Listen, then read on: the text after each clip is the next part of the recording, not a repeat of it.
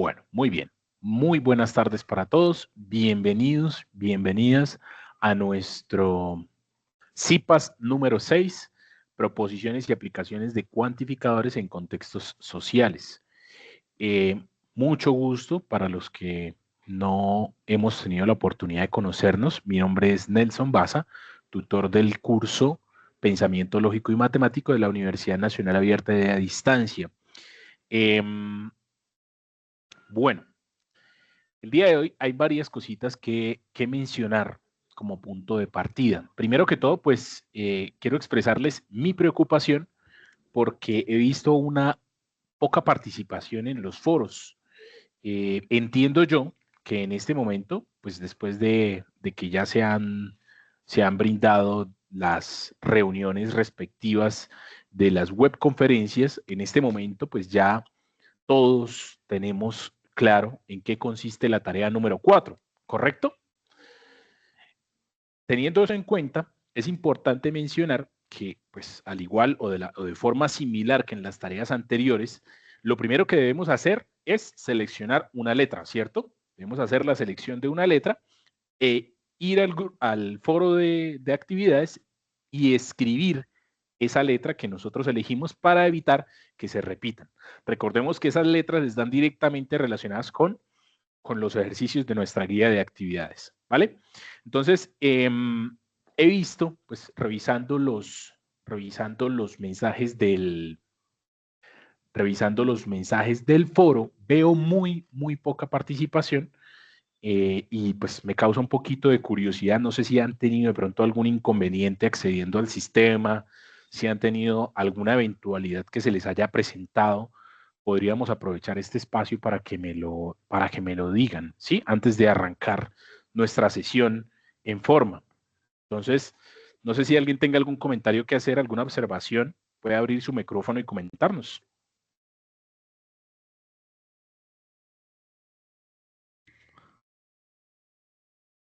Tal vez alguna inquietud respecto al sistema se le ha dificultado en esta ocasión respecto a a las tareas anteriores.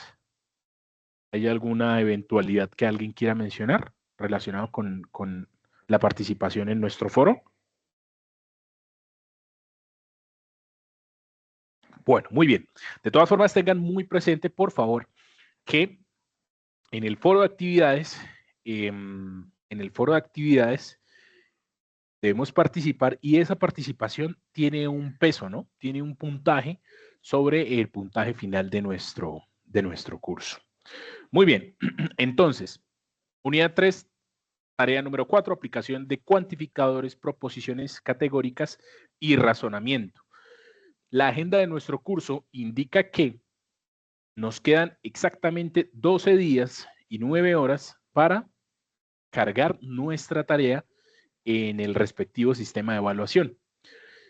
Bueno, comentarios adicionales respecto al cargue de nuestra tarea. Importante, por favor, hacerlo en la plantilla o en el formato de Word que se carga para que lo hagan, ¿sí? En algunos casos me he dado cuenta que lo que hacen es que me cargan fotos de los apuntes a mano, ¿sí? Y eso dificulta un poquito el proceso de calificación. A veces no es muy claro lo que escriben o a veces no es muy clara la imagen, ¿sí? No se toman buenas condiciones, entonces es un poquito difícil. Les agradezco por favor que se haga en la plantilla en la cual nosotros pues hemos destinado para cargar esta tarea. ¿Listo? Recordemos que nos quedan 12 días. Aún los cuadritos dentro de nuestra agenda los podemos ver en verde. Recordemos que esos cuadritos van cambiando de color en función de la cantidad de días que tenemos, ¿no? Entonces, todavía tenemos tiempo. Bueno, recursos. Tenemos recursos en el módulo de aprendizaje dentro de nuestro campus virtual. Recordemos, tenemos aquí las referencias bibliográficas de la unidad 3, cuantificadores, proposiciones categóricas y razonamiento. Son contenidos y referentes bibliográficos textuales y didácticos en material bibliográfico en el caso de que quieran revisarlos como elemento adicional a los elementos que ya hemos venido abordando, que son el Padlet, que son las webconferencias. ¿Listo? Bueno, guía de actividades y anexos. aquí, bueno, estos dos puntos están un poquito conectados, el foro de discusión y la guía de actividades y anexos, porque en esta tarea número 4, yo lo que hice fue que cuando creé el foro para todos los grupos, en ese mismo foro o en ese mismo mensaje del foro, lo que hice fue de una vez anexarles los documentos que requieren para el desarrollo de la tarea número 4. Eso es el anexo 7, que son los ejercicios a resolver, el anexo 8, que es la guía para el desarrollo de la tarea, que tiene algunos ejercicios de ejemplo, el anexo 9, que es la plantilla que yo les mencionaba, en la cual, pues como podemos verlo, está en un formato diferente, ¿no? Esa plantilla es una plantilla en formato Docs, ¿sí? Que es un formato de Word. El documento debe ser entregado en esa plantilla, ¿listo? Y adicionalmente también la guía de actividades y rúbrica de evaluación que contiene información acerca de los criterios evaluativos que se van a tener en cuenta en la revisión de la tarea, ¿vale? Nuevamente, pues aquí hacemos mención del foro, importante. Lo primero que debemos hacer es escribir en nuestro foro cuál es la letra que vamos a elegir, ¿sí? Buenas tardes, mucho gusto, mi nombre es tal, compañeros. Voy a trabajar con la letra A o voy a trabajar con la letra C, los ejercicios durante el desarrollo de esta tarea. ¿Listo? Eso es todo lo que hay que hacer. Si ustedes tienen la necesidad de que se les haga una retroalimentación a los ejercicios que llevan o al avance de ejercicios que llevan, lo que pueden hacer es que en el mismo foro de discusión cargan ese documento, ¿sí? Cargan el documento que llevan y yo con mucho gusto lo descargo, lo reviso, les hago algunas observaciones, si las amerita, sean positivas o de pronto sean para realizar ajustes y se los dejo ahí cargados nuevamente. ¿Listo? Entonces, muy, muy importante, por favor, tener en cuenta estos elementos que estamos aquí abordando. Muy bien. Entonces, bueno, antes de arrancar de lleno con este tema, yo quisiera preguntarles cómo van con la tarea. ¿Ya la empezaron? ¿No la han comenzado? ¿Tienen sus dudas? Y si no la han comenzado, ¿por qué no la han comenzado? De pronto han estado ocupados con el trabajo, ya revisaron al menos la información de las webconferencias, saben dónde encontrarlas o no. El día de hoy en la tarde me parece que un compañero estaba haciendo una consulta acerca del ejercicio complementario y yo con mucho gusto le compartí la información de nuestro enlace de Padlet. ¿Sí? En ese enlace de Padlet vamos a encontrar una sección donde se habla acerca del material para el ejercicio complementario. Hay diferentes recursos que pueden utilizar. Entonces, bueno, pregunta, ¿ya comenzamos la tarea? ¿Ya la comenzaron todos o no? Manito arriba los que ya la comenzaron, los que ya se encuentran trabajando en nuestra tarea número 4. Manito arriba, muy bien, excelente. Bueno, los que no tienen la mano arriba, pues los invito muy cordialmente a que por favor empecemos a desarrollar, así sea el primer punto. ¿Listo? Es bien importante porque si lo dejamos para el final, pues se nos complica la cosa, ¿no? Siempre surgen cosas del trabajo, surgen otro tipo de cosas que lo que hacen es que nos retrasan ahí o nos dificultan un poco el proceso de aprendizaje. Entonces, mejor hacerlo con tiempo. ¿Listo? Recuerden que si tienen alguna duda respecto al desarrollo de algún punto de la tarea o en el desarrollo mismo de las webconferencias, pueden escribirme ya sea por nuestro grupo de Teams, ¿cierto? Por nuestro chat de Teams, pueden escribirme a través del foro, pueden escribirme a través de un correo interno o pueden escribirme incluso como un mensaje privado dentro de Teams para que pues expresen sus inquietudes. De hecho, esta semana una estudiante me escribió para que le hiciera la retroalimentación del trabajo que llevaba hasta el momento. ¿Listo? No hay ningún inconveniente. Yo generalmente estoy muy activo por esta red de Teams, ¿listo? Que es nuestra red de trabajo colaborativa. Bueno, por acá nos dice Moisés en el chat, yo no he comenzado por cuestión del trabajo, pero esta noche empiezo, si estaba atento a los IPAs y a las webconferencias, perfecto, muy bien. Bueno, entonces a estas alturas ustedes ya deben tener los enlaces de las webconferencias, ¿cierto? Ya los tienen y si no los tienen en el Padlet nuevamente, que es el enlace que les compartí hoy a través de nuestro chat de Teams, ahí van a encontrar todos esos recursos, todas las webconferencias, la réplica de la webconferencia y adicionalmente, pues este CIPAS que estamos teniendo en este momento, lo estamos grabando y va a estar cargado en YouTube para que los puedan revisar aquellas personas que de pronto tengan que retirarse antes o que llegaron un poquito tarde. ¿Listo? Bueno, muy bien. Vamos a continuar por acá. Entonces, antes de abordar o de empezar con nuestros ejercicios de tarea, ¿cierto? Me parece fundamental, me parece muy, muy importante que nosotros, primero que todo, hagamos digamos que un análisis acerca de esos conceptos fundamentales que debemos trabajar. Si se fijan en este recurso interactivo, este recurso también está en el Padlet, así que si quieren entrar a revisar este recurso que yo estoy utilizando en este momento, en el mismo Padlet también van a encontrar este enlace, ¿listo?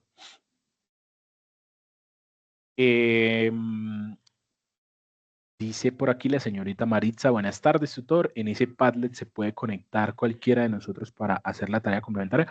Por supuesto que sí, por supuesto que sí. Y de hecho ese es el objetivo. Es más, ¿saben qué? Vamos a abrirlo. Vamos a abrirlo aquí rápidamente para que podamos verlo. ¿A qué me refiero yo? Por acá. Perfecto.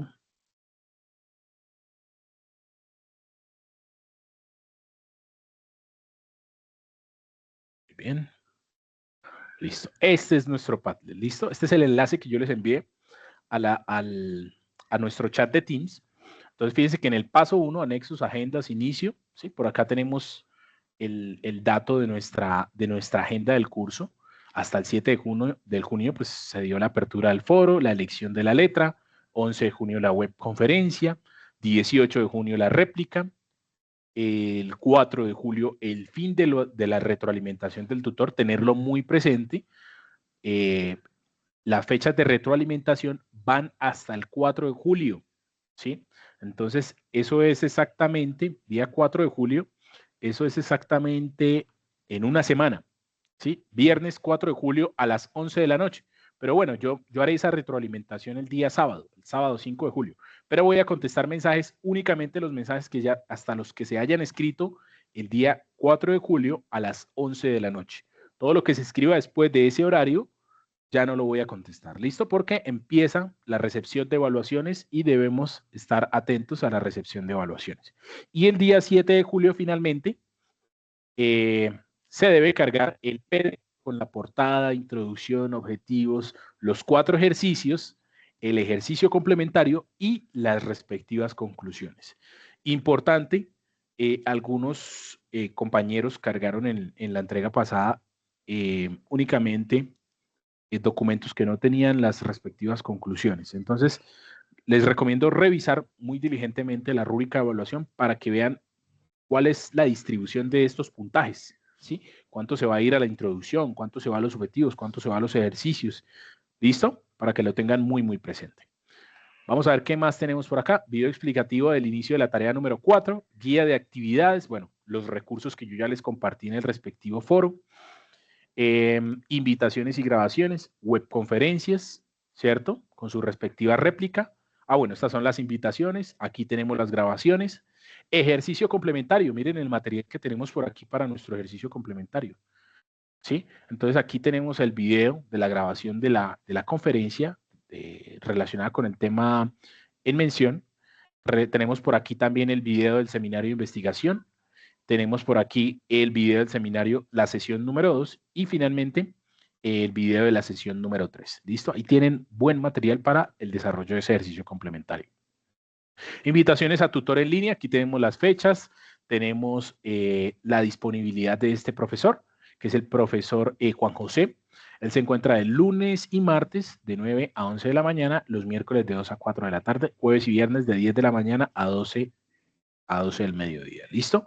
Pueden encontrarlo a través de escribiéndole, ¿cierto? Buscándolo en Teams o a través del enlace que se presenta en la respectiva invitación. Y aquí tenemos otro material complementario. Fíjense que tenemos material de apoyo para el desarrollo de la tarea 4, más videitos, ¿cierto? Algunos documentos de texto. Y tenemos también la infografía que acabé de abrir, que ya vamos a empezar a revisarla, el cuadro de oposición, ¿cierto? Y bueno, por aquí algunos quizzes interactivos para el desarrollo. ¿Listo? Entonces, invitados a que revisen este enlace del Padlet, que es muy, muy, muy, muy completo en cuanto a los temas que nos interesan para el desarrollo de la tarea número 4. ¿Vale?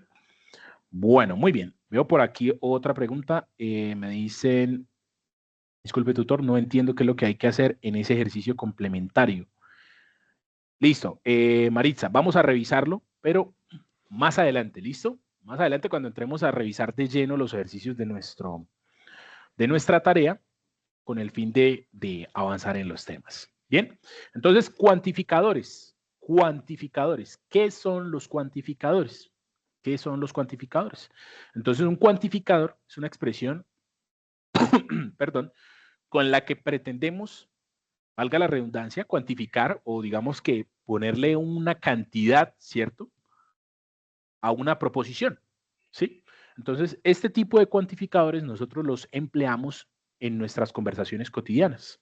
Todo el tiempo los empleamos, todo el tiempo, ¿sí? Algunos de los más populares o los más cotidianos que utilizamos son todos, algunos, ninguno, todos no, solo uno, existe por lo menos uno o algunos, ¿sí? Entonces, estos son los cuantificadores. Es cuando nosotros utilizamos esta palabrita que se relaciona directamente con la cantidad de elementos que estamos abordando. ¿Listo? Esos son los cuantificadores. Es una expresión con la que cuantificamos. ¿Listo? O definimos una cantidad o establecemos una idea de una cantidad en una proposición. ¿Vale? Tipos de cuantificadores. ¿Qué tipos de cuantificadores podemos mencionar? Cuantificadores universales o cuantificadores existenciales. Ojo con esto acá importante. El cuantificador existencial se puede conocer como cuantificador existencial o cuantificador particular. ¿Listo? Y el cuantificador universal sí se conoce como cuantificador universal. Entonces, ejemplos, ¿sí? Ya sabemos qué son los cuantificadores. Vámonos a los ejemplos directamente. Entonces, un cuantificador universal, el primer ejemplo que tenemos acá es todas las plantas tienen vida, todas las plantas tienen vida. Segundo ejemplo, ninguna roca tiene vida. Son cuantificadores universales. ¿Por qué? Porque estamos involucrando a todos los elementos de ese conjunto que hacen parte de las plantas. Estoy utilizando acá un conjunto, que es el conjunto de las plantas, ¿sí? ¿Y cuántos elementos estoy mencionando de ese conjunto de las plantas? Todas, ¿sí? Estoy diciendo todas las plantas, todos los elementos de ese conjunto de las plantas tienen vida. Entonces es un cuantificador universal afirmativo. ¿Por qué se dice que es afirmativo? Porque estoy diciendo que todas sí tienen vida. Todas sí tienen vida. Estoy asumiendo, estoy dándole una connotación positiva a la expresión que tengo aquí. ¿Listo? Todas las plantas tienen vida, sí tienen vida, están vivas.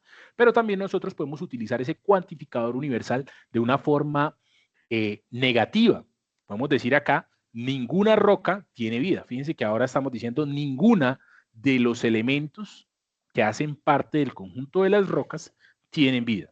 Bueno, aquí ustedes se pueden preguntar de pronto, ¿cómo así que las rocas? ¿Cómo así que los elementos de las rocas y las rocas son las mismas?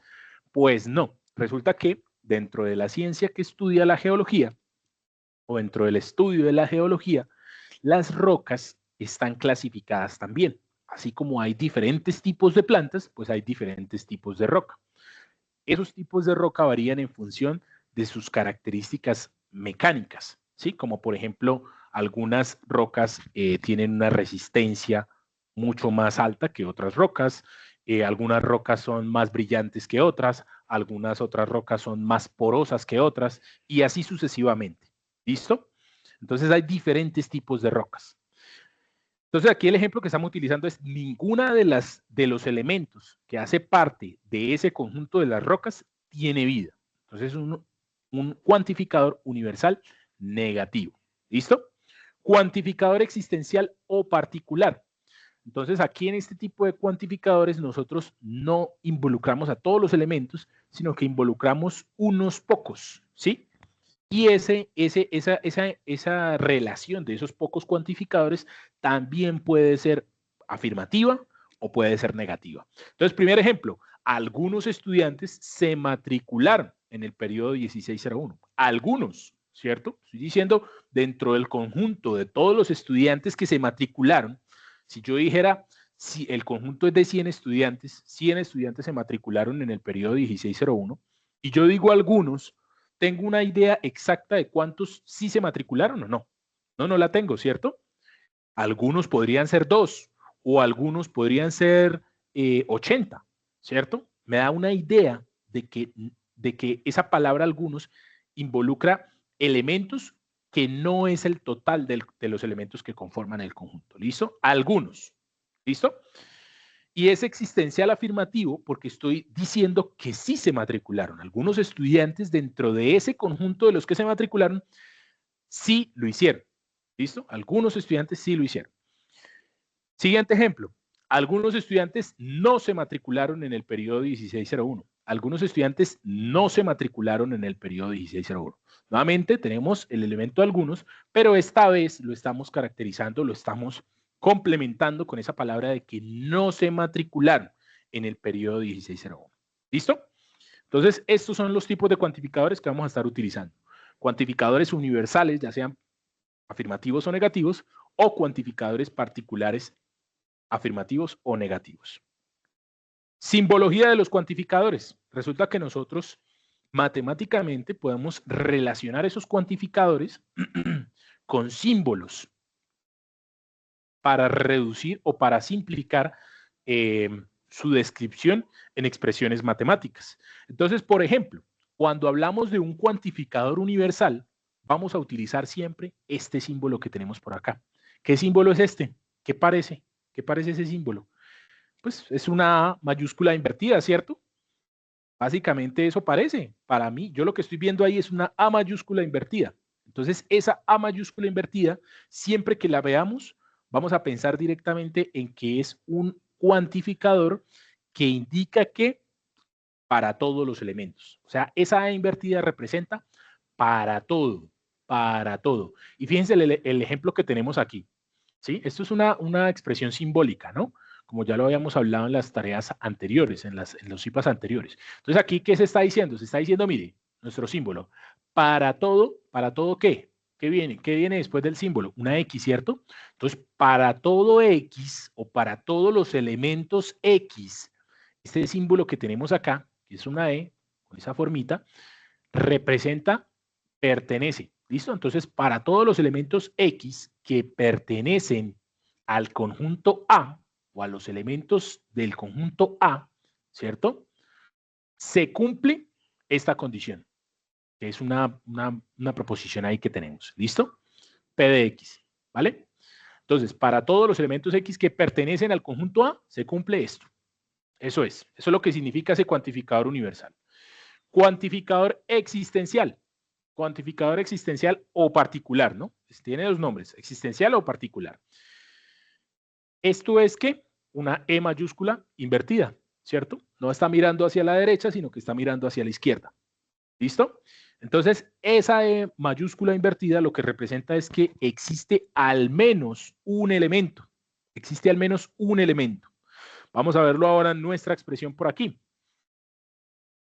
Existe al menos un elemento de X, existe al menos un X o existe al menos un individuo X que pertenece al conjunto A que cumple esta condición. ¿Listo? Que cumple esta condición. Maritza nos pregunta en el chat, ¿qué quiere decir ese P con ese paréntesis en X? Es una condición. Podríamos decir, por ejemplo,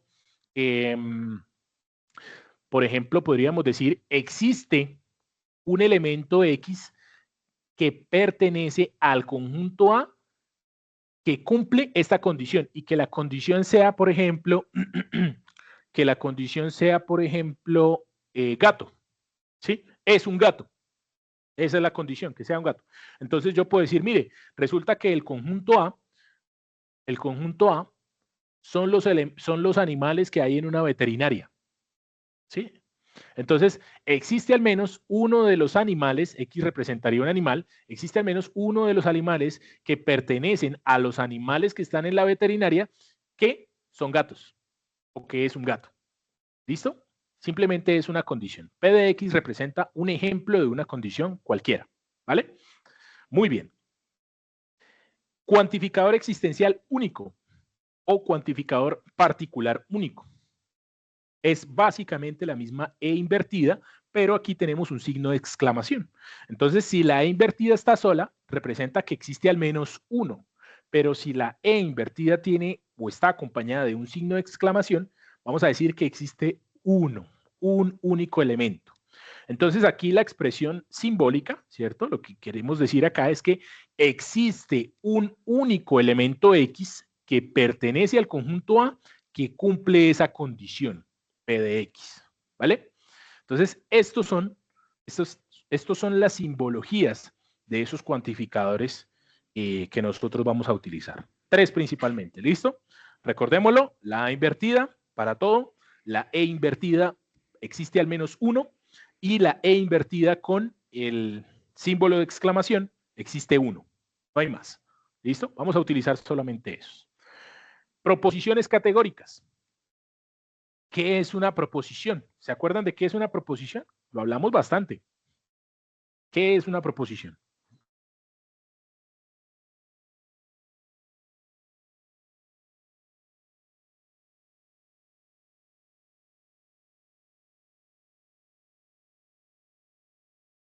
¿Son los elementos que hay dentro de un conjunto? Eh,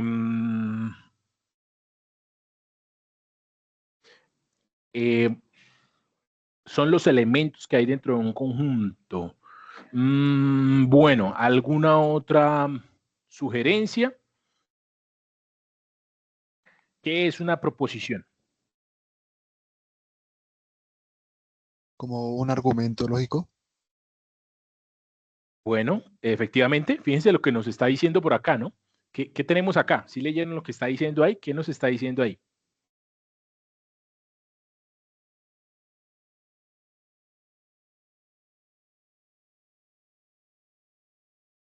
Nos dice, una proposición categórica es una afirmación acerca de categorías o clases.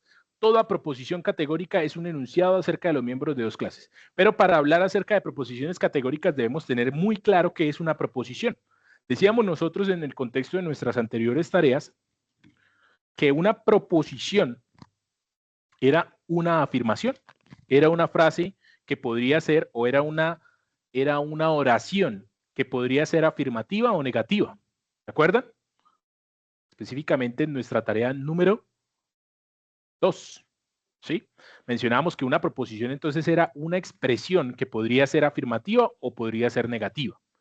Entonces, ahora, una proposición categórica, ¿qué sería? Pues es una proposición o es un enunciado acerca de los miembros de dos clases y la relación que existe entre esos dos miembros. Entonces, aquí tenemos algunos ejemplos. Todas las aves son animales. ¿Sí? Recordemos que es una proposición, puede ser positiva o puede ser negativa. Entonces yo puedo decir, todas las aves son animales, o puedo decir, todas las aves no son animales. Puede ser positiva y puede ser negativa. ¿Se cumple la condición acerca de que los miembros, de que existe una relación entre los miembros de las dos clases? Claro. Miren, hay dos clases. Estoy hablando de las aves y estoy hablando de los animales. ¿Sí se dan cuenta? Estoy hablando de las aves y estoy hablando de los animales. ¿Vale? Adicionalmente, me gustaría preguntarles, ¿en ese ejemplo podemos identificar algún cuantificador?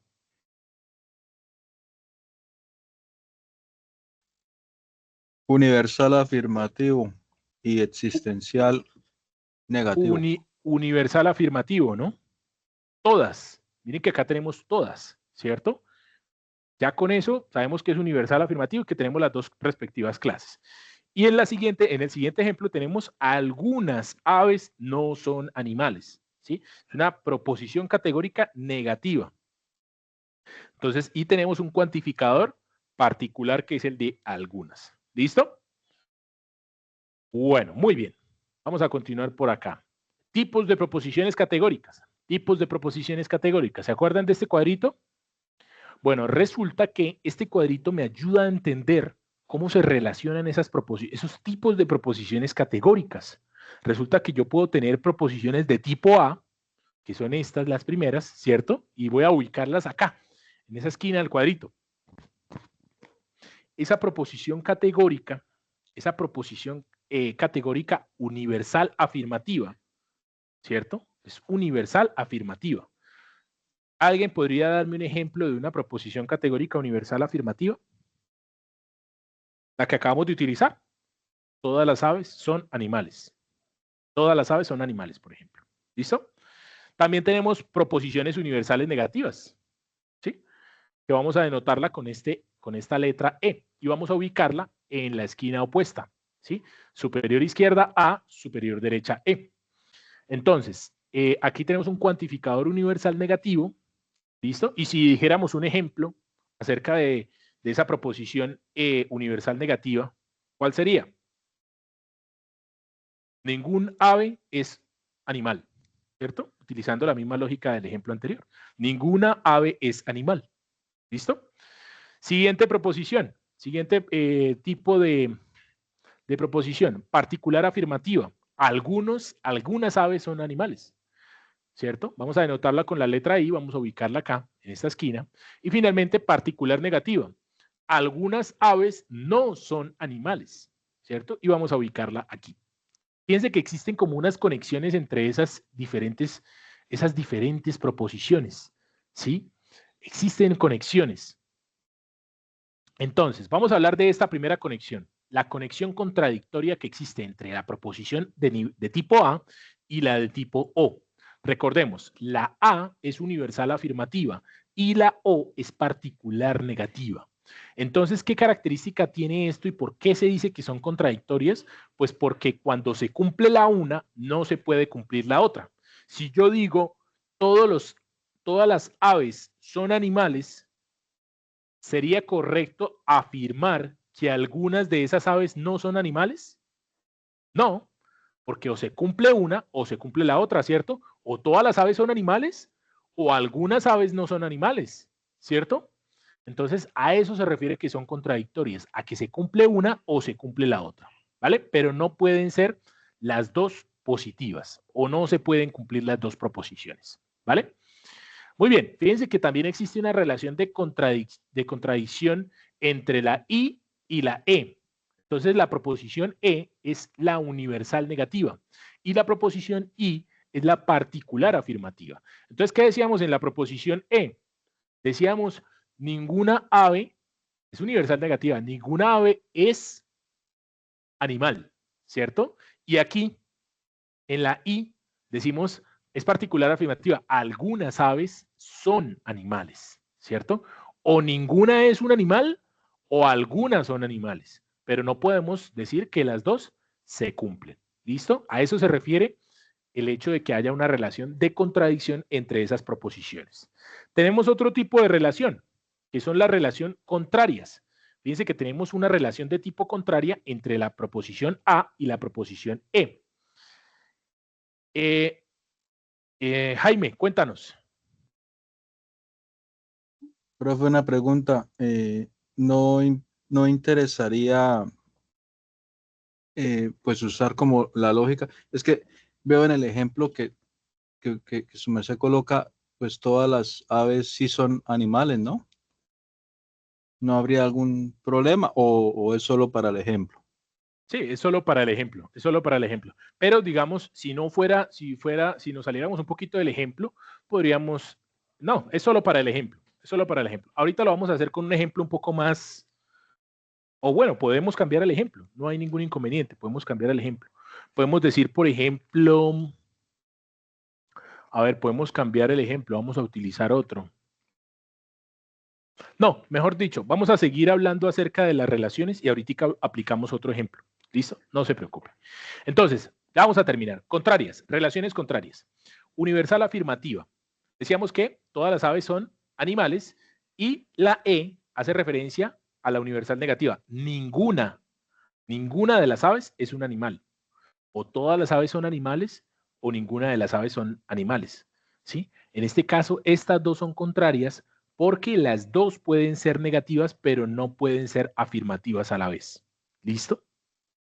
¿Cuál sería el caso en el que yo dijera que no se cumple ni la una ni se cumple la otra? Porque acá estamos en los dos extremos, o todas o ninguna. ¿Y cuál sería el caso en el que no se cumplen las dos? Cuando hablamos de algunas, ¿cierto? Cuando hablamos de algunas. Son contrarias porque no se pueden cumplir, o sea, no pueden ser negativas las dos a la vez. ¿Listo? Mejor dicho, perdón, pueden ser negativas las dos a la vez. o el punto intermedio entre estas dos es algunas.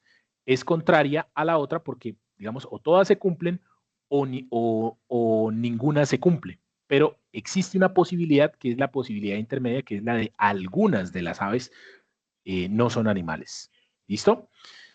Tenemos también la relación subcontraria, que es el caso contrario a bueno, el caso opuesto a las contrarias.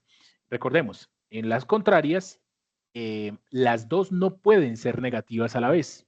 Perdón, las dos sí pueden ser negativas a la vez. Pero en el caso de las subcontrarias, las dos no pueden ser negativas. En este caso de las contrarias, las dos pueden ser negativas y en el caso de las subcontrarias, las dos no pueden ser negativas. ¿Qué tenemos por acá? Tenemos la proposición y algunas aves son animales, o tenemos la proposición o algunas aves no son animales, ¿sí? En este caso específico, las dos pueden no cumplirse. ¿Listo? A eso es a lo que hace referencia. Vamos a pasar a un ejemplo un poco más aterrizado relacionado con este tema de la relación entre estos elementos. Elizabeth, ¿tienes alguna observación? Señor, gracias, profesor.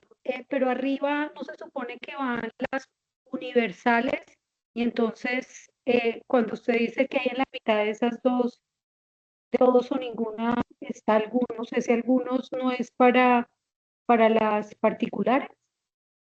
O sea, puedo usar en una universal algunos. Puedes utilizar, no. La universal siempre utiliza todos los elementos. Estamos hablando de universal afirmativa, ¿no? Puede ser universal Sí. afirmativa o universal negativa, pero en la universal afirmativa tienes que utilizar se usan todos los elementos. Todos los elementos entran o cumplen la condición. En la universal negativa, ninguno de los elementos cumplen la condición. Entonces, cuando hablo acá de las contrarias, estoy diciendo, mire, todos los elementos cumplen la condición. Y aquí estamos hablando en la E, que hace referencia a la universal negativa, de que ninguno de los elementos cumple la condición. Entonces, menciono que son contrarias porque puede darse una condición en la cual no se cumpla ninguna de las dos. ¿En qué caso sería? ¿Cuál sería el caso en el cual no se cumple que todas las aves son animales y que ninguna de las aves es animales? Pues en el caso en donde se presentan algunas. Ese es el caso en donde se sale aquí de este esquema, ¿no? Entonces, pueden ser las dos negativas, pero no pueden ser las dos positivas, ¿sí? Pero ya ahí entonces con algunas ya se vuelve particular, ¿no? Existencial. Sí, exactamente, Usualmente exactamente. ya pasaría. Exactamente, sí, correcto. Gracias. Listo, perfecto. Entonces aquí tenemos otro ejemplo más relacionado con, o más fácil de entender que el ejemplo de las aves. Vamos a definir la proposición universal afirmativa como que todos los estudiantes de la UNAT tienen acceso a la biblioteca, o podemos decir que al campus, ¿cierto? El campus virtual. Entonces, todos los estudiantes de la UNAT tienen acceso al campus. Universal afirmativa. Tipo E. Ningún estudiante, universal negativa, ningún estudiante de la UNAT tiene acceso a la biblioteca virtual o al campus. Proposición tipo I. Particular afirmativa. Algunos estudiantes de la UNAT tienen acceso al campus. Y la opción O, particular negativa, algunos estudiantes de la UNAT no tienen acceso al campus. ¿Sí? Esas son las proposiciones que tenemos. Entonces vamos a hablar de las contradictorias. Entonces en las contradictorias nosotros enfrentábamos la A con la O. Universal afirmativa con particular negativa. ¿Qué decíamos de las contrarias? Que o se cumple la A o se cumple la O. Veamos si tiene sentido. Todos los estudiantes de la UNAT tienen acceso a la biblioteca virtual al campus. Y la O que dice, algunos estudiantes no tienen acceso a la biblioteca virtual. ¿Puede darse una condición o una situación en donde se cumplan las dos condiciones, las dos proposiciones? No. O todos los estudiantes tienen acceso al campus, o algunos, ¿cierto? Pero no puede darse una condición o un escenario en el cual se cumplan esas dos condiciones. Por eso acá es falso cuando nosotros lo enfrentamos. Es como si estuviéramos preguntando, ¿se pueden cumplir estas dos proposiciones a la vez? No, falso, no se pueden cumplir. ¿Listo? Vamos con la siguiente. Proposición de tipo E, versus la proposición de tipo I. Ningún estudiante tiene acceso al campus. Algunos estudiantes tienen acceso al campus. ¿Puede darse algún escenario en donde estas dos proposiciones sean verdaderas? No, ningún escenario, ¿cierto? Por eso es falso. O ningún estudiante tiene acceso o algunos estudiantes tienen acceso, ¿cierto? Pero no puedo decir que las dos proposiciones son correctas a la vez o son verdaderas a la vez. ¿Listo? Por eso aquí ubicamos un falso. Proposiciones contrarias. A versus E. ¿Qué dice la A? Todos los estudiantes tienen acceso al campus. ¿Y qué dice la E? Ningún estudiante tiene acceso al campus. Esta es una contraria. O se cumple una o se cumple la otra. Pero ¿puede darse la condición en la que se cumplan las dos a la vez? ¿Sí o no? No. No hay un escenario en el cual se cumplan las dos. O todos tienen o ninguno tiene. Pero bueno, ¿hay algún escenario en donde no se cumplan las dos a la vez? Sí, claro. ¿Cuál es ese escenario? Mírenlo acá. El escenario en donde ni todos ni ninguno, algunos. ¿Listo? Por eso se conoce como contrarias, porque los dos escenarios pueden ser negativos a la vez en una condición, en un escenario específico. ¿Listo? No pueden ser verdaderas a la vez, pero sí pueden ser falsas a la vez. ¿Listo? Subcontrarias, relación de tipo subcontraria. I versus O. Entonces, algunos estudiantes tienen acceso a la biblioteca virtual. Y la opción de tipo O. Algunos estudiantes de la UNAD no tienen acceso a la biblioteca virtual.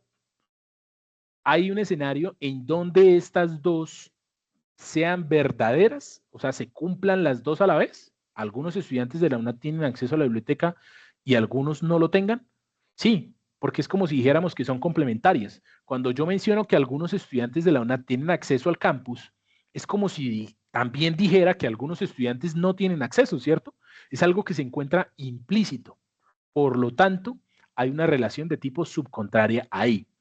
Pueden ser verdaderas a la vez, pero no pueden ser falsas a la vez. ¿Listo? Y finalmente tenemos la relación de tipo subalterna, que rige bajo el concepto de la implicación. A implica I. Entonces, cuando yo digo que todos los estudiantes de la UNAD tienen acceso al campus, estoy diciendo implícitamente que algunos tienen acceso al campus, ¿cierto? Si todos tienen acceso al campus, ¿es correcto que yo diga que algunos tienen acceso? Claro, es correcto, es algo que está implícito, ¿sí? Entonces, si yo hablo de A, estoy implicando I. Y está implícita dentro de A. ¿Listo? Lo mismo pasa cuando hablamos de las proposiciones E y O. Ningún estudiante tiene acceso a la biblioteca virtual. Pues estoy diciendo que algunos, ¿cierto? Algunos estudiantes no tienen acceso a la biblioteca virtual. ¿Listo? Entonces, O está implícita o está dentro de la proposición E. Pero no al contrario, ¿no? No al contrario, cuando digo no al contrario me refiero a que si yo menciono a algunos de los estudiantes de la UNAD no tienen acceso al campus, ¿quiere decir que tiene acceso? No. Fíjense que solo funciona en una dirección, ¿vale? Pero no funciona en la otra dirección. Bueno, muy bien. Y finalmente tenemos por acá el concepto de razonamiento. Entonces, razonamiento. ¿Qué es el razonamiento? Entonces, el razonamiento, en términos generales, podemos decir que es una característica de nosotros los seres humanos que nos permite a nosotros expresarnos y comunicarnos a través del lenguaje, ¿sí? Y hay diferentes tipos de lenguaje, ¿no? Podemos hablar del lenguaje verbal, del lenguaje de señas, del lenguaje escrito, ¿sí? Hay diferentes formas de comunicarnos. Entonces, la razón nos permite a nosotros realizar ese proceso cognitivo para comunicarnos. Hay diferentes tipos de razonamiento y el razonamiento es algo que involucra una capacidad intelectual que solamente nosotros, los seres humanos, disponemos. Hay diferentes tipos de razonamiento o podríamos clasificarlos en estos tres grupos: razonamiento deductivo, razonamiento inductivo y el razonamiento cuantitativo. ¿Listo? Yo tengo por acá un esquema un poco más adecuado relacionado con esos tipos de razonamiento. Entonces, cuando hablamos del razonamiento deductivo, vamos de lo general a lo particular, ¿sí? Entonces, por ejemplo, podemos decir, todos los estudiantes, si yo digo todos los estudiantes de la UNAD tienen acceso al campus virtual, y aparte de eso yo digo Carolina es una estudiante de la UNAD, pues de forma deductiva yo puedo decir que Carolina tiene acceso al campus, ¿cierto? Es un razonamiento deductivo. Yo no dije directamente que Carolina tiene acceso al campus. Estoy diciendo que Carolina es estudiante de la UNAD, pero como ella es estudiante de la UNAD y los estudiantes de la UNAD tienen acceso al campus, pues deductivamente yo asumo que Carolina tiene acceso al campus. Eso es un razonamiento deductivo. Voy de lo general, mencionando a todos los estudiantes, ¿cierto? Estoy diciendo que todos tienen acceso todos los estudiantes de la UNAD tienen acceso al campus. Voy de lo general a lo particular. Estoy hablando de una estudiante en específico. ¿Listo? Razonamiento inductivo es el caso contrario. Ahora voy de lo particular o de lo específico hacia lo general. Entonces, la primera observación que pudiéramos hacer acá es, o el primer ejemplo que pudiéramos plantear es, hay un estudiante que se llama Juan, es un estudiante que es de la UNAD, él estudia y trabaja. Pero también hay otra estudiante que se llama Lina. Lina también es estudiante de la UNAD. Lina también trabaja y Lina también estudia. Entonces, si yo menciono esos dos casos específicos, pues a través del razonamiento inductivo, yo de una vez puedo establecer una idea general y decir, la mayoría de los estudiantes de la UNAD trabajan y estudian. Fíjense que estoy yéndome desde casos particulares, que es el caso de Juan y el caso de Lina, hacia un caso más general, en donde yo englobo a todos los estudiantes de la universidad. Ese es el razonamiento inductivo. Vamos de lo particular a lo general. Y tenemos también el razonamiento cuantitativo, que es en el cual nosotros tomamos decisiones a partir de los datos, ¿sí? El ejemplo que tenemos aquí planteado, un grupo de 100 estudiantes presenta una prueba, el promedio de esa prueba de todos los estudiantes fue de 3.8 y el 20% de todos los estudiantes no aprobó. Entonces yo, a través del razonamiento cuantitativo, digo de una vez, 20 estudiantes no alcanzaron la nota mínima para aprobar el curso. Por lo tanto, tenemos que hacer o tenemos que pensar o elaborar estrategias que permitan reforzar los contenidos de la evaluación. Estoy tomando decisiones a partir de datos numéricos, ¿vale? Esos son los tres tipos de razonamiento que nosotros vamos a utilizar en el desarrollo de nuestra tarea. Pregunta interactiva. ¿Cuál es el símbolo de cuantificador universal? Opción 1, opción 2 y opción 3. ¿Cuál será? 3. La 3. 3. Opción 3. Vamos a ver. Correcto. Es la A invertida. Muy, muy bien. Perfecto.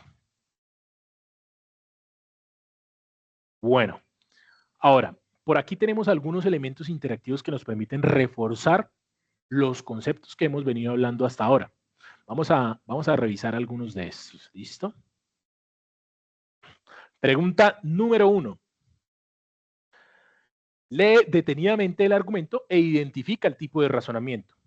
Patricia, Carlos y Caterine estudian pensamiento lógico y matemático en la UNAD. Ellos ingresan a participar en el campus los lunes, miércoles y viernes. Jaime, Joana y Carolina, Carlina, también estudiantes de pensamiento lógico y matemático, ingresan a participar en el foro los martes, jueves y sábado. En conclusión, todos los estudiantes de pensamiento lógico y matemático ingresan al campus 3 días a la semana a participar en el foro. ¿Qué tipo de razonamiento es? ¿Cuantitativo, deductivo o inductivo? Cuantitativo. Cuantitativo por acá.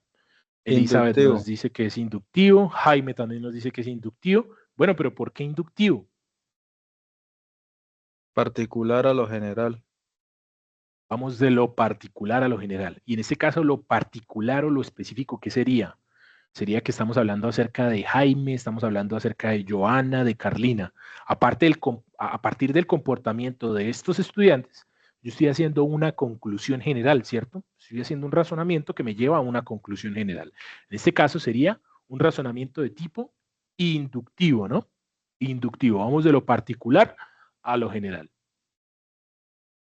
Muy bien. Punto número 2. Argumento. Los egresados de la UNAD desarrollan habilidades profesionales de autonomía, trabajo en equipo y compromiso social. Camila es profesional en psicología de la UNAD. Por lo tanto, Camila es una psicóloga con habilidades profesionales de autonomía, de trabajo en equipo y de compromiso social. ¿Qué tipo de razonamiento es? ¿Deductivo, inductivo o cuántico?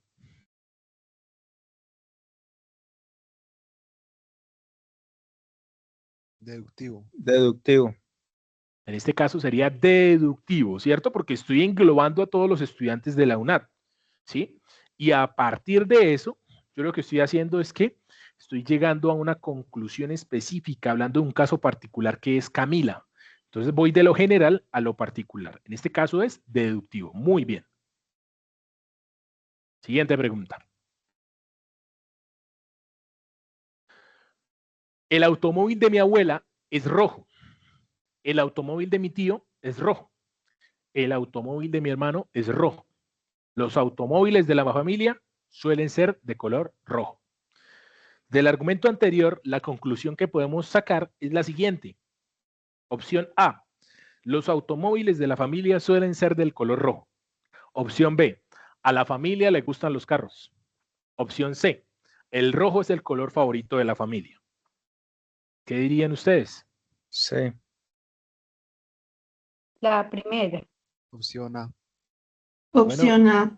Opción A por ahí, veo varios votos por la opción A. ¿Alguien más? Sí. Opción C.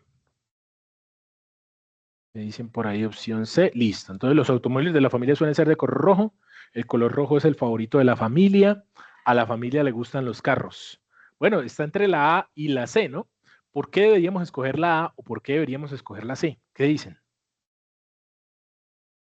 Pareciera que son como parecidas, ¿no? Porque es que, pues lo que yo entiendo, en el argumento no están afirmando de que el color favorito de la familia sea el rojo, sino que están dando ahí, dice que suele ser de color rojo. Bueno, Profe. muy buen argumento, ¿sí? ¿Qué más? ¿Alguien iba a decir algo más? Nelson, profe, Sí, sí, señor. eso es un argumento deductivo y por lo tanto el rojo es el color favorito de la familia. Bueno, listo. Vamos a irnos, voy a irme por la opción A. ¿Por qué me voy a ir por la opción A? Porque fíjense que aquí los automóviles de la familia suelen ser de color rojo. ¿Listo? Vamos a ver si nos da positivo o nos da que está mal. Correcto. El mismo argumento tenía la respuesta. ¿Listo? Sí. Igual, pues es un poquito confuso y es normal porque las dos opciones estaban muy, muy parecidas. Siguiente pregunta. El tipo de razonamiento que parte de lo general hacia lo particular es inductivo, deductivo o disruptivo. Deductivo. Deductivo. General hacia lo particular, ¿no? Deductivo. Totalmente seguro.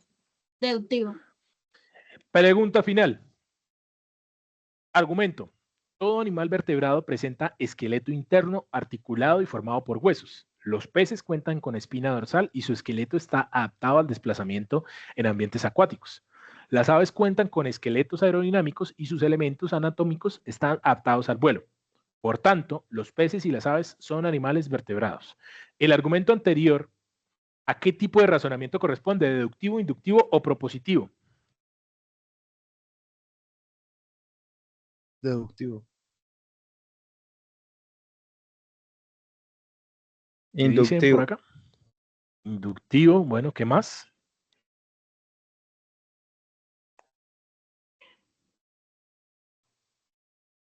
¿Qué dicen por ahí? Deductivo. Deductivo. ¿Qué más? ¿Por qué? ¿Por qué deductivo? Porque parte de lo general, todo animal vertebrado, a lo particular.